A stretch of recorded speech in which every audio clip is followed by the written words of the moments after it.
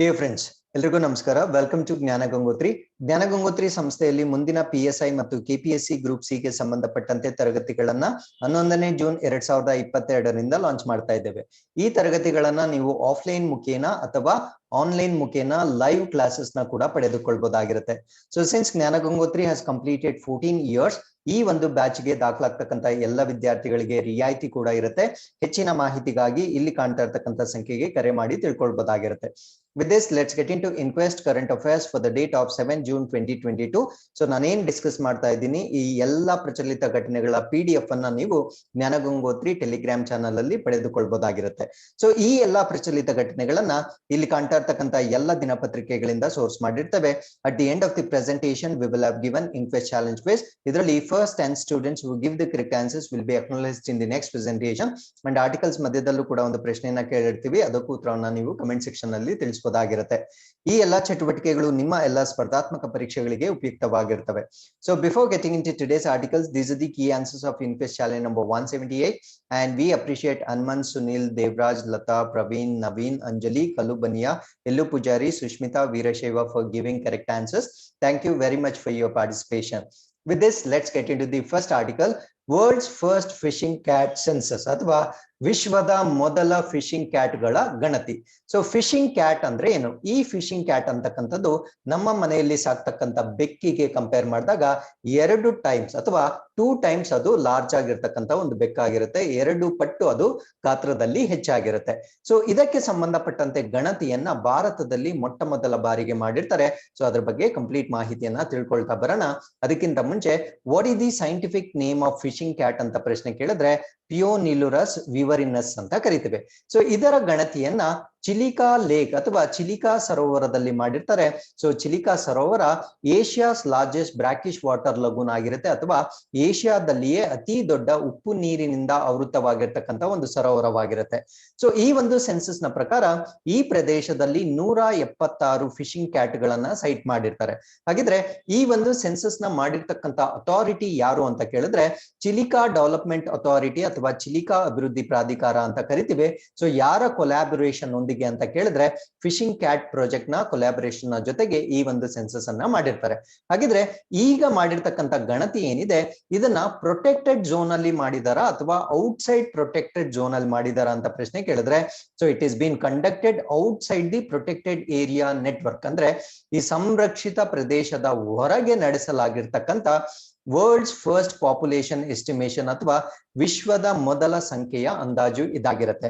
So ಈ ಒಂದು fishing cat ಅಂತಕ್ಕಂಥದ್ದು ಈ ವಿಯೆಟ್ನಾಂ ಮತ್ತು ಶ್ರೀಲಂಕಾದ ಜಾವದಲ್ಲಿ ಪ್ರಮುಖವಾಗಿ ಕಂಡು ಬರುತ್ತೆ. ಬಟ್ ಇತ್ತೀಚೆಗೆ ಈ ಒಂದು ಪ್ರದೇಶದಲ್ಲಿ ಅದು ಸೈಟ್ ಆಗಿರೋದಿಲ್ಲ. ಸೊ ಹಾಗಿದ್ರೆ ಇದರ ಒಂದು ಕನ್ಸರ್ವೇಷನ್ ಸ್ಟೇಟಸ್ ಅಥವಾ ಸಂರಕ್ಷಣಾ ಪರಿಸ್ಥಿತಿಯನ್ನ ನಾವು ನೋಡಿದಾಗ IUCN ರೆಡ್ ಲಿಸ್ಟ್ ನ ಪ್ರಕಾರ ಇದು ಎಂಡೇಂಜರ್ಡ್ ಅಥವಾ ಅಳಿವಿನಂಚಿನಲ್ಲಿರ್ತಕ್ಕಂಥ ಜಾತಿ ಆಗಿರುತ್ತೆ. ಸೈಟ್ಸ್ ನ ಪ್ರಕಾರ ಇದು ಅಪೆಂಡಿಕ್ಸ್ 2 ಅಥವಾ ಅನುಬಂಧ 2ರಲ್ಲಿ ಇರುತ್ತೆ. ಸೊ ಭಾರತ ದೇಶದ ಇಂಡಿಯನ್ ವೈಲ್ಡ್ ಲೈಫ್ ಆಕ್ಟ್ ಅಥವಾ ಭಾರತೀಯ ವನ್ಯಜೀವಿ ಕಾಯ್ದೆಯ ಪ್ರಕಾರ ಇದು ಅನುಸೂಚಿ 1 ಅಥವಾ ಸ್ಕೆಡ್ಯೂಲ್ 1 ನಲ್ಲಿ ನಾವು ನೋಡಬಹುದಾಗಿರುತ್ತೆ. ಸೊ ಈ ಒಂದು ಸಂಖ್ಯೆ, ಈ ಚಿಲಿಕಾ ಅಥವಾ ಈ ಕ್ಯಾಟ್ ಸಂಖ್ಯೆ ಕಡಿಮೆ ಆಗ್ತಾ ಇರ್ತಕ್ಕಂಥ ಒಂದು ಕಾರಣದಿಂದ ವೆಸ್ಟ್ ಬೆಂಗಾಲ್ 2012ರಲ್ಲಿ ಈ ಪ್ರಾಣಿಯನ್ನ ಸ್ಟೇಟ್ ಆನಿಮಲ್ ಅಥವಾ ರಾಜ್ಯ ಪ್ರಾಣಿಯಾಗಿ ಘೋಷಣೆ ಮಾಡಿರುತ್ತೆ to increase the awareness of protection of these particular animal. So ಅದೇ ರೀತಿಯಾಗಿ ಈ ಚಿಲಿಕಾ ಅಥಾರಿಟಿ ಏನಿರುತ್ತೆ, ಸೊ ಇವರು 2020ರಲ್ಲಿ ಈ ಒಂದು ಫಿಶಿಂಗ್ ಕ್ಯಾಟ್ ಅನ್ನ ಲೇಕ್ಸ್ ಅಂಬಾಸಿಡರ್ ಅಥವಾ ಈ ಒಂದು ಸರೋವರದ ರಾಯಭಾರಿ ಅಂತ ಕೂಡ ಇದನ್ನ ಘೋಷಣೆ ಮಾಡಿರ್ತಾರೆ. ಹಾಗಿದ್ರೆ ಈ ಒಂದು ಚಿಲಿಕಾ ಲೇಕ್ ನ ನಾವು ಮ್ಯಾಪ್ ಅಲ್ಲಿ ನೋಡೋದಾದ್ರೆ ಇದು ಒಡಿಶಾದಲ್ಲಿ ಬರ್ತಕ್ಕಂಥ ಒಂದು ಸಣ್ಣ ಸರೋವರವಾಗಿರುತ್ತೆ ಅಥವಾ ಲೇಕ್ ಆಗಿರುತ್ತೆ.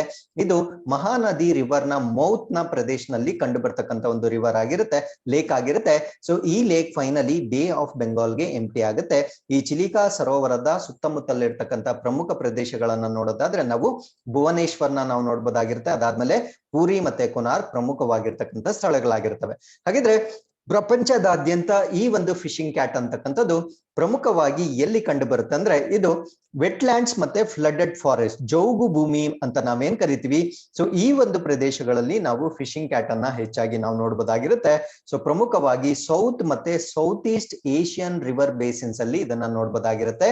ಸೊ ವಿಯೆಟ್ನಾಂನ ಮೆಕಾಂಗ್ ಅನ್ನೋ ಪ್ರದೇಶದಲ್ಲಿ, ಪಾಕಿಸ್ತಾನದ ಇಂಡಸ್ ನಲ್ಲಿ ಮತ್ತು ಶ್ರೀಲಂಕಾದ ಜಾವಾದಲ್ಲಿ ನಾವು ನೋಡಬಹುದಾಗಿರುತ್ತೆ. ಸೊ ಶ್ರೀಲಂಕಾದ ಜಾವಾ, ಪಾಕಿಸ್ತಾನದ ಇಂಡಸ್ ನಲ್ಲಿ ಮತ್ತು ವಿಯೆಟ್ನಾಂನ ಮೆಕಾಂಗ್ ಅನ್ನೋ ಒಂದು ಪ್ರದೇಶದಲ್ಲಿ ಇದನ್ನ ನಾವು ಹೆಚ್ಚಾಗಿ ನೋಡಬಹುದಾಗಿರುತ್ತೆ. ಹಾಗಿದ್ರೆ ಈ ಒಂದು ವೈಲ್ಡ್ ಲೈಫ್ ಗೆ ಸಂಬಂಧಪಟ್ಟಂತೆ ಇತ್ತೀಚೆಗೆ ಆಗಿರ್ತಕ್ಕಂಥ ಅಭಿವೃದ್ಧಿಗಳನ್ನ ನೋಡೋದಾದ್ರೆ, ಈ ಕಿಜಾಡಿಯಾ ವೈಲ್ಡ್ ಲೈಫ್ ಸ್ಯಾಂಕ್ಚುರಿ ಇದು ಗುಜರಾತ್ ನಲ್ಲಿದೆ. ಅದಾದ್ಮೇಲೆ ಬಕೀರಾ ವೈಲ್ಡ್ ಲೈಫ್ ಸ್ಯಾಂಕ್ಚುರಿ ಇದು ಉತ್ತರ ಪ್ರದೇಶದಲ್ಲಿದೆ. ಸೊ ಇವೆರಡನ್ನ 2022ರ ವರ್ಲ್ಡ್ ವೆಟ್ಲ್ಯಾಂಡ್ ಡೇ ಅಥವಾ ವಿಶ್ವ ಜೌಗು ಭೂಮಿ ದಿನ ಏನ್ ನಡೆದಿರುತ್ತೆ, ಸೊ ಆ ಒಂದು ದಿನದಂದು ರಾಮ್ಸಾರ್ ಸೈಟ್ಸ್ ನಾಗಿ ಇವೆರಡನ್ನ ಅನೌನ್ಸ್ ಮಾಡಿರ್ತಾರೆ. ಅದಾದ್ಮೇಲೆ ಈ ಹೈಡರ್ಪುರ್ ವೆಟ್ಲ್ಯಾಂಡ್ ಏನಿದೆ, ಇದು ಉತ್ತರ ಪ್ರದೇಶದಲ್ಲಿ ಬರ್ತಕ್ಕಂಥ ಒಂದು ಜೌಗು ಭೂಮಿ ಆಗಿರುತ್ತೆ. ಸೊ ಇದನ್ನ ಡಿಸೆಂಬರ್ 2021ರಲ್ಲಿ 47th ರಾಮ್ಸಾರ್ ಸೈಟ್ ಆಗಿ ಅಥವಾ 47ನೇ ರಾಮ್ಸಾರ್ ತಾಣವಾಗಿ ಆಯ್ಕೆ ಮಾಡಿಕೊಳ್ಳಲಾಗಿರುತ್ತೆ. ಸೊ ಈ ಒಂದು ಹೈದರ್ಪುರ್ ವೆಟ್ಲ್ಯಾಂಡ್ ನ ಒಂದು ವಿಶೇಷತೆ ಏನಂದ್ರೆ, ಇದು ಹ್ಯೂಮನ್ ಮೇಡ್ ವೆಟ್ಲ್ಯಾಂಡ್ ಆಗಿರುತ್ತೆ ಅಥವಾ ಮಾನವ ನಿರ್ಮಿತ ಒಂದು ಜೌಗು ಭೂಮಿ ಆಗಿರುತ್ತೆ. ಸೊ ಇದನ್ನ ನೀವು ಸರಿಯಾಗಿ ನೆನ್ಪಿಟ್ಕೊಳ್ಬೇಕಾಗಿರುತ್ತೆ. ಅದಾದ್ಮೇಲೆ 2021 ಆಗಸ್ಟ್ ನಲ್ಲಿ 4 ರಾಮ್ಸಾರ್ ಸೈಟ್ಸ್ ನ ಇಂಡಿಯಾದ ರಾಮ್ಸಾರ್ ತಾಣಗಳ ಪಟ್ಟಿಗೆ ಆಯ್ಕೆ ಮಾಡಲಾಗಿರುತ್ತದೆ. ಅವು ಯಾವ್ಯಾವು ಅಂತ ಕೇಳಿದ್ರೆ, ಸುಲ್ತಾನ್ಪುರ್ ನ್ಯಾಷನಲ್ ಪಾರ್ಕ್ ಅಥವಾ ರಾಷ್ಟ್ರೀಯ ಉದ್ಯಾನವನ, ಅದಾದ್ಮೇಲೆ ಬಿಂದಾವಾಸ್ ವನ್ಯಜೀವಿ ಅಭಯಾರಣ್ಯ ಅಥವಾ ಬಿಂದಾವಾಸ್ ವೈಲ್ಡ್ ಲೈಫ್ ಸ್ಯಾಂಕ್ಚುರಿ, ಮತ್ತೆ ಥೋಲ್ ಲೇಕ್ ವನ್ಯಜೀವಿ ಅಭಯಾರಣ್ಯ, ಮತ್ತೆ ವಂದ್ವಾನ್ ವೆಟ್ಲ್ಯಾಂಡ್. ಈ 4ಅನ್ನ 2021 ಆಗಸ್ಟ್ ಅಲ್ಲಿ ಭಾರತದ ವೆಟ್ಲ್ಯಾಂಡ್ಸ್ ಗಳ ಪಟ್ಟಿಗೆ ಸೇರಿಸಲಾಗಿರುತ್ತೆ. So with this we have come to the second article. This is about exercise conquest 2022. So ಈ ಒಂದು ಎಕ್ಸರ್ಸೈಸ್ ಕಾನ್ಕ್ವೆಸ್ಟ್ 2022 ಯಾವ ದೇಶಗಳಿಗೆ ಸಂಬಂಧಪಟ್ಟಿತ್ತು ಅಂತ ಡಿಸ್ಕಸ್ ಮಾಡ್ತಾ ಬರೋಣ. ಸೊ ಇದೊಂದು multi national piece keeping exercise ಆಗಿರುತ್ತೆ. ಸೊ ಪೀಸ್ ಕೀಪಿಂಗ್ ಅಂದ್ರೆ ಶಾಂತಿ ಪಾಲನಾ ಅಭ್ಯಾಸವಾಗಿರುತ್ತೆ. ಈ ಒಂದು ಅಭ್ಯಾಸದಲ್ಲಿ 16 ಕಂಟ್ರಿಗಳಿಂದ ಪಾರ್ಟಿಸಿಪೇಟ್ ಮಾಡ್ತಾ ಇದ್ದಾರೆ. 14 ದೇಶಗಳ ಸೇನಾ ತುಕಡಿಗಳು ಇಲ್ಲಿ ಭಾಗವಹಿಸ್ತಾ ಇದ್ದಾವೆ. ಸೊ ಈ ಒಂದು ಕಾನ್ಕ್ವೆಸ್ಟ್ 2022 ಅಂತಕ್ಕಂಥದ್ದು ಮಂಗೋಲಿಯಾದಲ್ಲಿ ಲಾಂಚ್ ಆಗಿರುತ್ತೆ. ಸೊ ಇಂಡಿಯನ್ ಆರ್ಮಿಯ ವತಿಯಿಂದ ಲಡಾಖ್ ಸ್ಕೌಟ್ಸ್ ನಿಂದ ಇಲ್ಲಿ ಪಾರ್ಟಿಸಿಪೇಟ್ ಮಾಡ್ತಾ ಇದ್ದಾರೆ. ಸೊ ಇದರ ಪ್ರಮುಖ ಆಬ್ಜೆಕ್ಟಿವ್ ಏನಂದ್ರೆ, ಡೆವಲಪಿಂಗ್ ಪೀಸ್ ಸಪೋರ್ಟ್ ಆಪರೇಷನ್ ಅಂದ್ರೆ ದೇಶಗಳ ನಡುವೆ ಶಾಂತಿ ಬೆಂಬಲ ಕಾರ್ಯಾಚರಣೆಗಳನ್ನ ಅಭಿವೃದ್ಧಿ ಪಡಿಸತಕ್ಕಂಥದ್ದು ಇದರ ಪ್ರಮುಖ ಉದ್ದೇಶವಾಗಿರುತ್ತೆ. So with this we have come to the third article. This is about 90th Interpol annual meet ಅಥವಾ 90ನೇ ಇಂಟರ್ಪೋಲ್ ವಾರ್ಷಿಕ ಸಭೆ. ಸೊ ಇದೆಲ್ಲಿ ನಡೀತಾ ಇದೆ ಅಂದ್ರೆ, ಸೊ ಇದು ಈ ವರ್ಷ ಅಂದ್ರೆ 2022ರಲ್ಲಿ 90ನೇ ಇಂಟರ್ಪೋಲ್ ಜನರಲ್ ಅಸೆಂಬ್ಲಿ ನಡೆಯುತ್ತೆ. ಸೊ ಇದು ನ್ಯಾಷನಲ್ ಕ್ಯಾಪಿಟಲ್, ಭಾರತ ದೇಶದ ರಾಜಧಾನಿಯಾಗಿರ್ತಕ್ಕಂಥ ದೆಹಲಿಯಲ್ಲಿ ನಡೀತಕ್ಕಂಥ ಒಂದು ಈವೆಂಟ್ ಆಗಿರುತ್ತೆ. ಸೊ ಇದಕ್ಕೆ ಸಂಬಂಧಪಟ್ಟಂತೆ ಅರೇಂಜ್ಮೆಂಟ್ಸ್ ಏನಿರುತ್ತೆ ಅದನ್ನ ನೋಡ್ಕೊಳ್ತಕ್ಕಂಥ ಒಂದು ಜವಾಬ್ದಾರಿ CBI ಗಿರುತ್ತೆ, ಸೆಂಟ್ರಲ್ ಬ್ಯೂರೋ ಆಫ್ ಇನ್ವೆಸ್ಟಿಗೇಷನ್ ಅಥವಾ ಕೇಂದ್ರೀಯ ತನಿಖಾ ದಳಕ್ಕೆ ಕೊಟ್ಟಿರ್ತಾರೆ. So in coordination with other government agencies ಅಥವಾ ಇತರ ಸರ್ಕಾರಿ ಏಜೆನ್ಸಿಗಳ ಸಮನ್ವಯದೊಂದಿಗೆ ಈ ಒಂದು ಜನರಲ್ ಅಸೆಂಬ್ಲಿಯನ್ನ ಅರೇಂಜ್ ಮಾಡ್ತಕ್ಕಂಥದ್ದು CBI ನ ಒಂದು ರೆಸ್ಪಾನ್ಸಿಬಿಲಿಟಿ ಆಗಿರುತ್ತೆ. ಹಾಗಿದ್ರೆ CBI ಬಗ್ಗೆ ಇನ್ನೂ ಹೆಚ್ಚಿನ ಮಾಹಿತಿಯನ್ನ ತಿಳ್ಕೊಳ್ಳೋದಾದ್ರೆ, it is designated nodal body for Interpol in India. ಅಂದ್ರೆ CBI ಅಂತಕ್ಕಂಥದ್ದು ಭಾರತ ದೇಶದಲ್ಲಿ ಇಂಟರ್ಪೋಲ್ಗೆ ಗೊತ್ತುಪಡಿಸಿರ್ತಕ್ಕಂಥ ಒಂದು ನೋಡಲ್ ಸಂಸ್ಥೆ ಆಗಿರುತ್ತೆ. ಸೊ ಇಂಟರ್ಪೋಲ್ ಅಂತಕ್ಕಂಥದ್ದು ಇಂಟರ್ನ್ಯಾಷನಲ್ ಪೊಲೀಸ್ಗೆ ಸಂಬಂಧಪಟ್ಟಂತೆ ಒಂದು ಘಟಕವಾಗಿರುತ್ತೆ. ಸೊ ಅದರ ಕಾರ್ಯಾಚರಣೆಗಳನ್ನ ಭಾರತದಲ್ಲಿ ನೋಡ್ಕೊಳ್ಳಿಕ್ಕೆ ಅಥವಾ ಭಾರತದಲ್ಲಿ ಅದರ ಕಾರ್ಯಾಚರಣೆಗಳನ್ನ CBI ನೋಡ್ಕೊಳ್ಳುತ್ತೆ.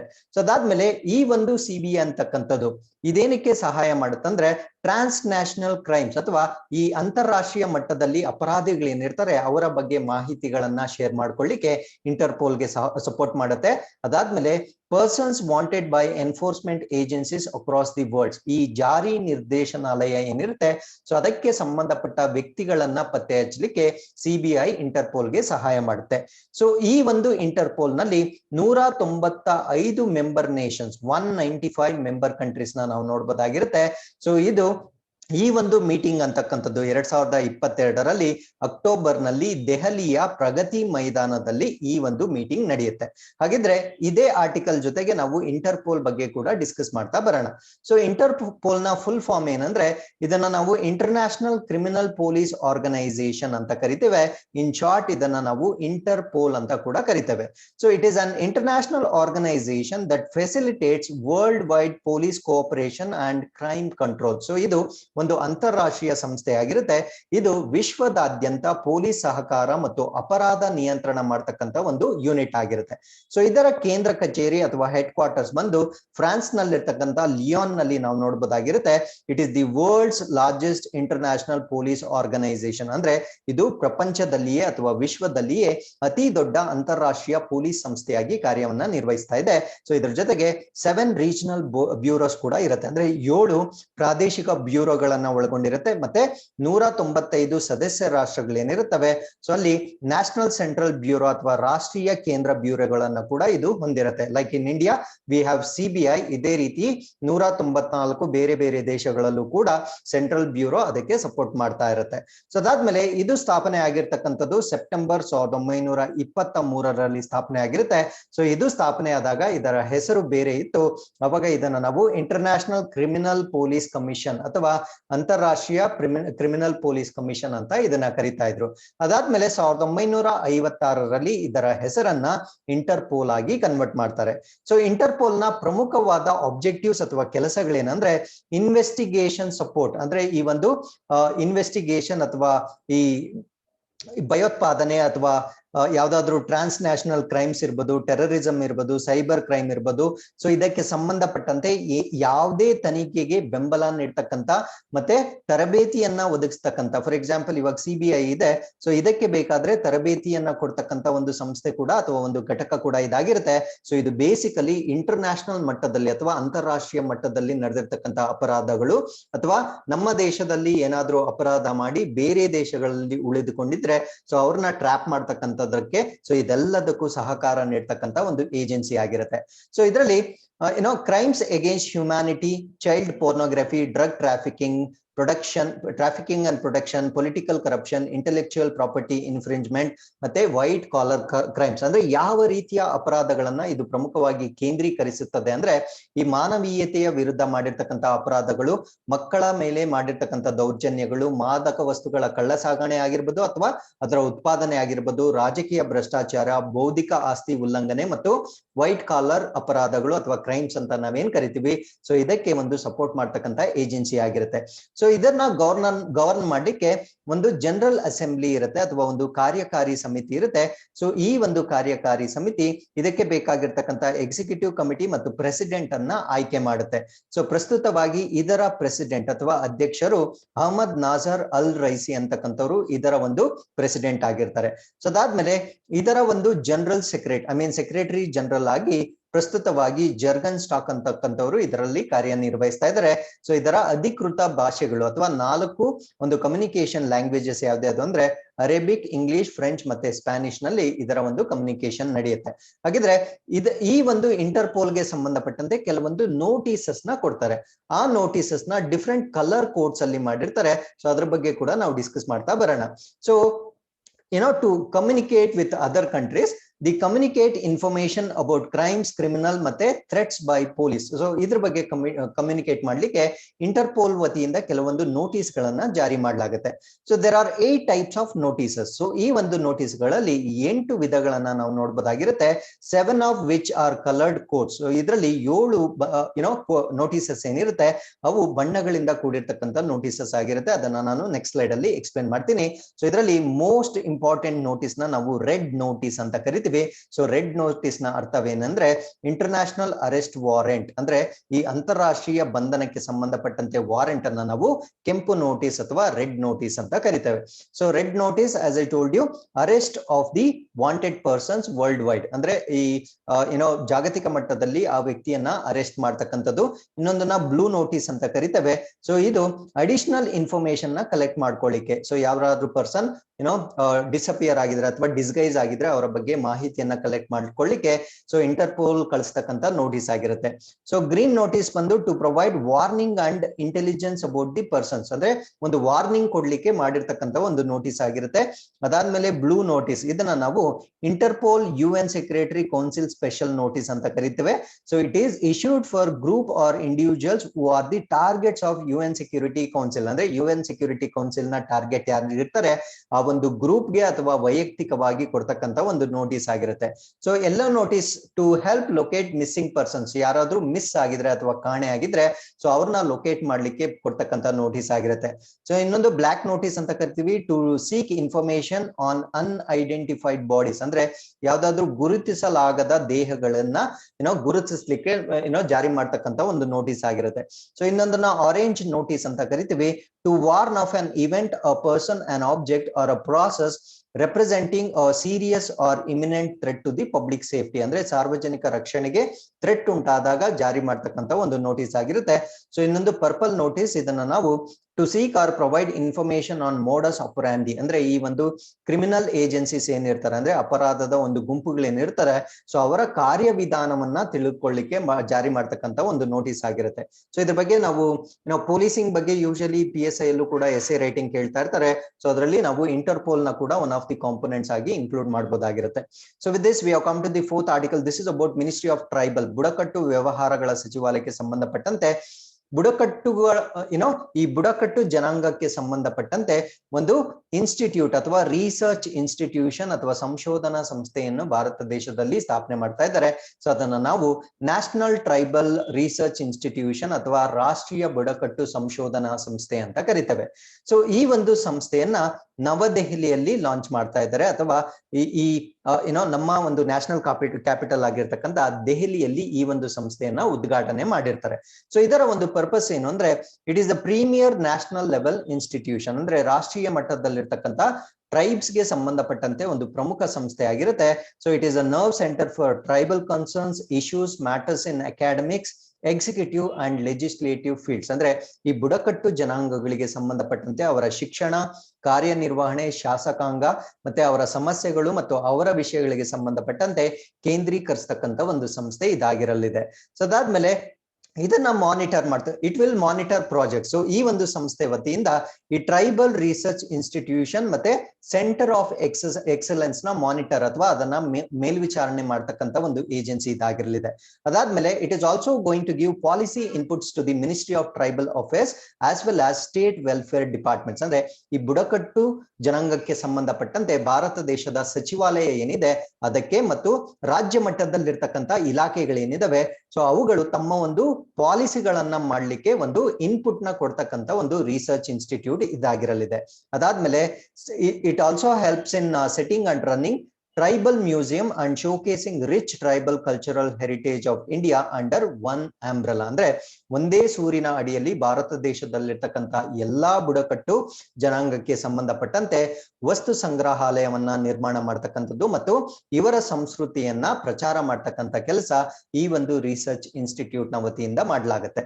So with this we have come to the 5th article. This is about Tiangong ಬಾಹ್ಯಾಕಾಶ ನಿಲ್ದಾಣ ಅಥವಾ ಸ್ಪೇಸ್ ಸ್ಟೇಷನ್ ಅಂತ ಕರಿತೇವೆ. ಸೊ ಇದು ಚೈನಾಗೆ ಸಂಬಂಧಪಟ್ಟಿರ್ತಕ್ಕಂಥ ಒಂದು ಸ್ಪೇಸ್ ಸ್ಟೇಷನ್ ಆಗಿರುತ್ತೆ.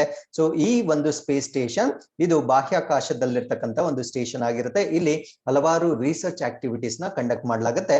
ಸೊ ಇದು ಚೈನಾದ ರಿಸರ್ಚ್ ಸ್ಟೇಷನ್ ಆಗಿರುತ್ತೆ. ಇದನ್ನ ಯಾಕೆ ನಾವು ಡಿಸ್ಕಸ್ ಮಾಡ್ತಾ ಇದ್ದೀವಿ ಅಂದ್ರೆ 3 ಚೈನೀಸ್ ಆಸ್ಟ್ರೋನಾಟ್ಸ್ ಈಗ ಈ ಒಂದು ಚೈನಾ ಸ್ಪೇಸ್ ಸ್ಟೇಷನ್ಗೆ ತಲುಪಿರ್ತಾರೆ. 3 ಜನ ಗಗನಯಾತ್ರಿಗಳು ಚೀನಾದ ಈ ಬಾಹ್ಯಾಕಾಶ ನಿಲ್ದಾಣಕ್ಕೆ ತಲುಪಿರ್ತಾರೆ.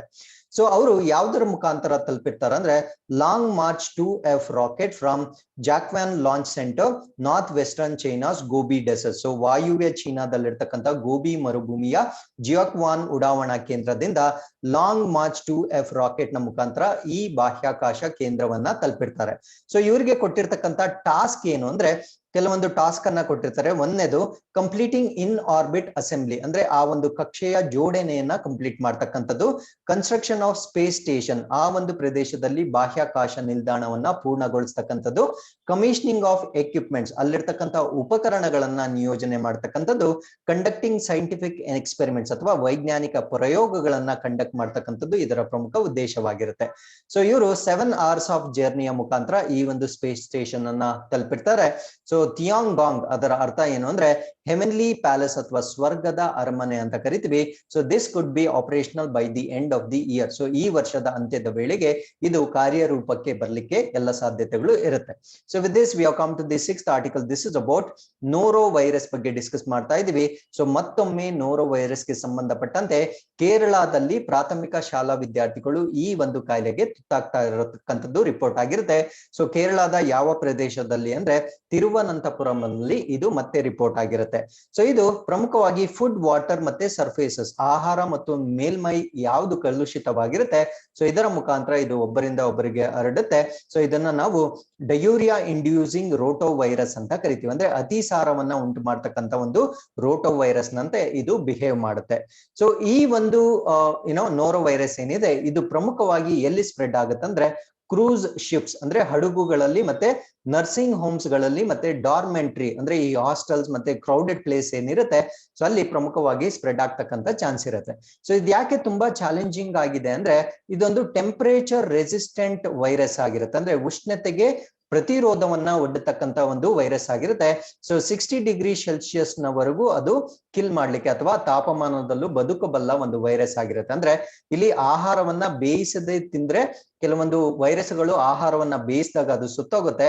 ಬಟ್ ಇದು 60 ಡಿಗ್ರಿ ವರೆಗೂ ಇದು ಬದುಕಿರ್ತಕ್ಕಂಥ ಚಾನ್ಸ್ ಇರೋದ್ರಿಂದ ಇದು ತುಂಬಾ ಈಸಿಯಾಗಿ ಸ್ಪ್ರೆಡ್ ಆಗ್ತಕ್ಕಂಥ ವೈರಸ್ ಆಗಿರುತ್ತೆ. ಸೊ ಇದು it can survive many common hand sanitisers ಅಂದ್ರೆ ನಾವು ಸಾಮಾನ್ಯವಾಗಿ ಯೂಸ್ ಮಾಡ್ತಕ್ಕಂಥ ಸ್ಯಾನಿಟೈಸರ್ಸ್ ಅಲ್ಲೂ ಕೂಡ ಇದು ಬದುಕಬಲ್ಲ ಒಂದು ಕೆಪಾಸಿಟಿಯನ್ನ ಹೊಂದಿರುತ್ತೆ. ಸೊ ಇದನ್ನ RT-PCR ಟೆಸ್ಟ್ ನ ಮುಖಾಂತರ ಕೊರೋನಾ ವೈರಸ್ಗೆ ನಾವೇನ್ ಬಳಸ್ತೀವಿ ಅದೇ ರೀತಿಯ ಟೆಸ್ಟ್ ನ ಮುಖಾಂತರ ಇದನ್ನ ಡಿಟೆಕ್ಟ್ ಮಾಡಬಹುದಾಗಿರುತ್ತೆ. ಸೊ ಪ್ರಸ್ತುತವಾಗಿ ಇದಕ್ಕೆ ಸಂಬಂಧಪಟ್ಟಂತೆ ಯಾವುದೇ ವ್ಯಾಕ್ಸಿನ್ ಇರೋದಿಲ್ಲ. So with this we have come to the 7th article. This is about a missile, ಅಗ್ನಿ-4 ಮಿಸೈಲ್ ಅಂತ ಕರಿತೀವಿ. ಸೊ ಈ ಒಂದು ಮಿಸೈಲ್ ನ ಪರೀಕ್ಷಾರ್ಥ ಉಡಾವಣೆಯನ್ನ ಯಶಸ್ವಿಯಾಗಿ ಮಾಡಲಾಗಿರುತ್ತೆ. ಸೊ ಇದ್ರ ಬಗ್ಗೆ ನಾವು ಕಂಪ್ಲೀಟ್ ಆಗಿ ಡಿಸ್ಕಸ್ ಮಾಡ್ತಾ ಬರೋಣ. ಸೊ ಈ ಒಂದು ಅಗ್ನಿ-4 ಅಂತಕ್ಕಂಥದ್ದು ಇಂಟರ್ಮೀಡಿಯೇಟ್ ರೇಂಜ್ ಬ್ಯಾಲಿಸ್ಟಿಕ್ ಮಿಸೈಲ್ ಆಗಿರುತ್ತೆ. ಸೊ ಇದು 4000 ಕಿಲೋಮೀಟರ್ ವರೆಗೂ ತಲುಪಬಲ್ಲ ಮಧ್ಯಂತರ ಶ್ರೇಣಿಯ ಬ್ಯಾಲಿಸ್ಟಿಕ್ ಕ್ಷಿಪಣಿ ಆಗಿರುತ್ತೆ. ಯು ಕ್ಯಾನ್ ಇಮ್ಯಾಜಿನ್ 4000 ಕಿಲೋಮೀಟರ್ಸ್ ವರೆಗೂ ಟ್ರಾವೆಲ್ ಮಾಡ್ತಕ್ಕಂಥ ಒಂದು ಮಿಸೈಲ್ ಆಗಿರುತ್ತೆ. ಇದನ್ನ ಎಲ್ಲಿ ಸಕ್ಸಸ್ಫುಲ್ ಆಗಿ ಟೆಸ್ಟ್ ಮಾಡಿರ್ತಾರೆ ಅಂದ್ರೆ ಅಬ್ದುಲ್ ಕಲಾಂ ಐಲ್ಯಾಂಡ್, ಒಡಿಶಾದ ಕೋಸ್ಟ್ ಕರಾವಳಿ ಪ್ರದೇಶದಲ್ಲಿ ಅಬ್ದುಲ್ ಕಲಾಂ ದ್ವೀಪದಲ್ಲಿ ಇದನ್ನ ಯಶಸ್ವಿಯಾಗಿ ಟೆಸ್ಟ್ ಮಾಡಿರ್ತಾರೆ.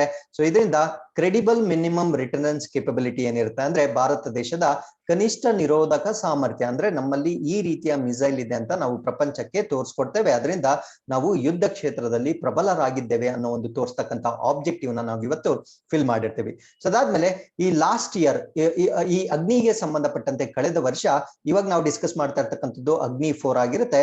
ಕಳೆದ ವರ್ಷದಲ್ಲಿ ನಾವು ಅಗ್ನಿ ಪ್ರೈಮ್ ಅಂತಕ್ಕಂಥ ಒಂದು ಕ್ಷಿಪಣಿಯನ್ನ ಯಶಸ್ವಿಯಾಗಿ ಪ್ರಯೋಗ ಮಾಡಿದ್ವಿ. ಈ ಅಗ್ನಿ ಪ್ರೈಮ್ ಅಂತಕ್ಕಂಥದ್ದು 1000ದಿಂದ 2000 ಕಿಲೋಮೀಟರ್ ಬಗ್ಗೆ ಚಲಿಸ್ತಕ್ಕಂಥ ಒಂದು ಕ್ಷಿಪಣಿ ಆಗಿರುತ್ತೆ.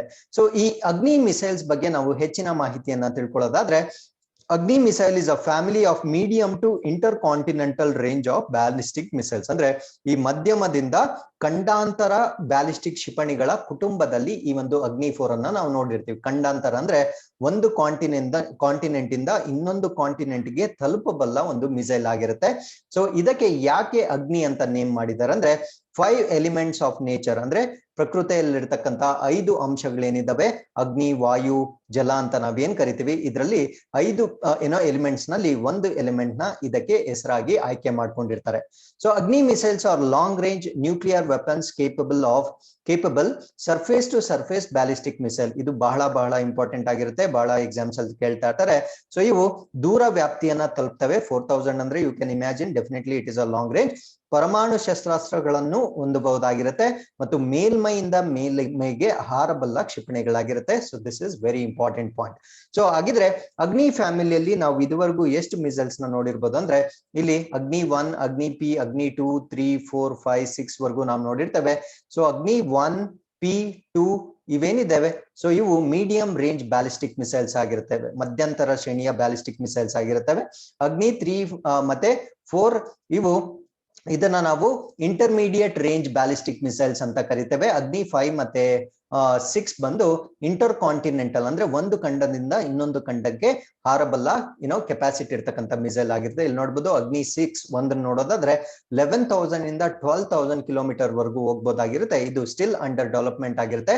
ಸೊ ಮಿಕ್ಕಿದ ಇವೆಲ್ಲ ಅಗ್ನಿ 2, 3, 4 ಮತ್ತೆ 5 ಆಪರೇಷನಲ್ ಆಗಿರುತ್ತೆ. ಸೊ ಅಗ್ನಿ ಪಿ ಬಂದು ಮತ್ತೆ ಅದು ಅಂಡರ್ ಡೆವಲಪ್ಮೆಂಟ್ ಆಗಿರುತ್ತೆ, ಮತ್ತೆ ಅಗ್ನಿ 1 ಅಂತಕ್ಕಂಥದ್ದು ಆಪರೇಷನಲ್ ಆಗಿರುತ್ತೆ. ಸೊ ಇದನ್ನ ಡಿಸೈನ್ ಮಾಡಿರ್ತಕ್ಕಂಥವ್ರು DRDO ಆಗಿರುತ್ತೆ. ಸೊ ಇದನ್ನ ಮ್ಯಾನುಫ್ಯಾಕ್ಚರ್ ಮಾಡ್ತಾ ಇರ್ತಕ್ಕಂಥವ್ರು ಭಾರತ್ ಡೈನಾಮಿಕ್ಸ್ ಲಿಮಿಟೆಡ್ ನ ವತಿಯಿಂದ ಇದನ್ನ ಮ್ಯಾನುಫ್ಯಾಕ್ಚರ್ ಮಾಡ್ತಾ ಇದ್ದಾರೆ. ಸೊ ಮಿಸೈಲ್ ಈ ಒಂದು ಇಂಡಿಯನ್ ಮಿಸೈಲ್ಸ್ ನಾವು ನೋಡಿದಾಗ ಅಗ್ನಿ 1 ಅಂತಕ್ಕಂಥದ್ದು ಬಹಳ ಕಡಿಮೆ ರೇಂಜ್ ಇರುತ್ತೆ. ಫಾರ್ ಎಕ್ಸಾಂಪಲ್ ನೀವು ಇಲ್ಲಿ ಇಂಡಿಯಾ ಮ್ಯಾಪ್ ನ ನೋಡಬಹುದಾಗಿರುತ್ತೆ. ಸೊ ಇಂಡಿಯಾದಿಂದ ನಾವು ಎಲ್ಲಿವರೆಗೂ ಇವುಗಳನ್ನ ಲಾಂಚ್ ಮಾಡಬಹುದು ಅನ್ನೋದು ಈ ಒಂದು ಚಿತ್ರದಲ್ಲಿ ಐಡಿಯಾ ಬರುತ್ತೆ. ನೋಡಿ ಅಗ್ನಿ 1 ಅಂತಕ್ಕಂಥದ್ದು ಭಾರತ ದೇಶದಿಂದ ಹತ್ತತ್ರ ಇದು ಚೈನಾವನ್ನ ತಲುಪಬಹುದಾಗಿರ್ತಕ್ಕಂಥ ಒಂದು ಮಿಸೈಲ್ ಆಗಿರುತ್ತೆ. ಅಗ್ನಿ 2 ಅಂತಕ್ಕಂಥದ್ದು ಇನ್ನೂ ದೂರ ಹೋಗುತ್ತೆ. ಇದು ರಷ್ಯಾ ಮತ್ತೆ ಈ ಕಡೆ ಬಂದಾಗ ಇರಾಕ್, ಇರಾನ್, ಸೌದಿ ಅರೇಬಿಯಾ ಇವುಗಳೆಲ್ಲವನ್ನ ತಲುಪುತ್ತೆ. ಸೊ ಅಗ್ನಿ 3 ಬಂದು ಇನ್ನೂ ದೂರ ತಲುಪುತ್ತೆ. ಅಗ್ನಿ 4 ಅದಕ್ಕಿಂತ ಆಚೆ ವಿಸ್ತೀರ್ಣವನ್ನು ಹೊಂದಿರುತ್ತೆ. ಅಗ್ನಿ 5 ಬಂದು ಈವನ್ ಅಮೆರಿಕಾವರೆಗೂ ತಲುಪತಕ್ಕಂತ ಒಂದು ಕೆಪಾಸಿಟಿಯನ್ನ ಹೊಂದಿರುತ್ತೆ. ಸೊ ಇವು ಭಾರತದಲ್ಲಿ ಪ್ರಮುಖವಾಗಿರ್ತಕ್ಕಂಥ ಮಿಸೈಲ್ಸ್ ಆಗಿರ್ತವೆ. So with this we have come to the 8th article. This is about world food safety day ಅಥವಾ ವಿಶ್ವ ಆಹಾರ ಸುರಕ್ಷಾ ದಿನ. ಸೊ ಈ ಒಂದು ದಿನವನ್ನ ನಾವು ಪ್ರತಿ ವರ್ಷ 7ನೇ ಜೂನ್ ಆಚರಣೆ ಮಾಡ್ತೇವೆ. ಸೊ ಈ ವರ್ಷದ ಥೀಮ್ ಏನಾಗಿರುತ್ತೆ ಅಂದ್ರೆ ಸೇಫ್ ಫುಡ್ ಬೆಟರ್ ಹೆಲ್ತ್, ಸುರಕ್ಷಿತ ಆಹಾರ ಉತ್ತಮ ಆರೋಗ್ಯ ಅನ್ನೋ ಒಂದು ಥೀಮ್ ನ ಮೇಲೆ ಇದನ್ನ ಆಚರಣೆ ಮಾಡ್ತಾ ಇದ್ದೀವಿ. ಸೊ ಈ ಒಂದು ದಿನವನ್ನ WHO ಮತ್ತೆ FAO ಅಂದ್ರೆ ವಿಶ್ವಸಂಸ್ಥೆಯ ಆಹಾರ ಮತ್ತು ಕೃಷಿ ಸಂಸ್ಥೆ ಏನಂತ ಕರಿತೇವೆ.